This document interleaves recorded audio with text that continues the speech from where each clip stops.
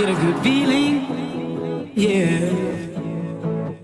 I get a feeling that I never had before. No, I get a good feeling, yeah. Oh, sometimes I get a good feeling, yeah.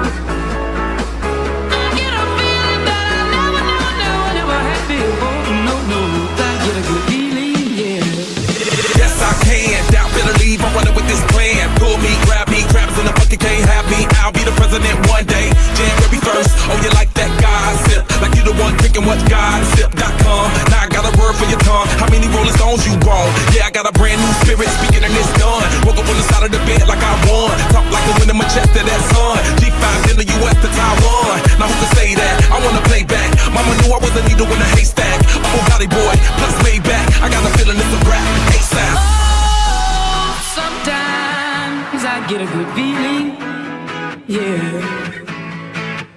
I get a feeling that I never had before. No, I get a good feeling, yeah. Oh, sometimes I get a good feeling, yeah.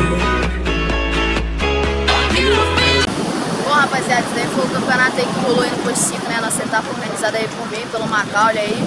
Com a ajuda de todos, né? Foi uma ajuda de cada um, a gente fez um campeonatinho super irado de 2 dias. Não era esperada essa quantidade de atletas, veio gente de outros picos.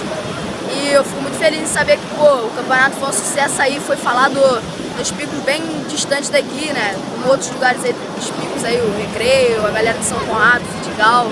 Ficaram sabendo do nosso campeonatinho, ficaram sabendo que vai ter a próxima etapa. A previsão não era de boas ondas e acabou rolando altas ondinhas aí pra galera aí. Teve o pódio aí, agradecer a galera aí, o Francilei Ferreira competiu, o Daniel, o Sócrates aí, o Mateuzinho, o Igor Almeida aí, um moleque, pô, novo talento aí da equipe, que o moleque fez final na Open e foi campeão na Sub-16, o moleque tá quebrando.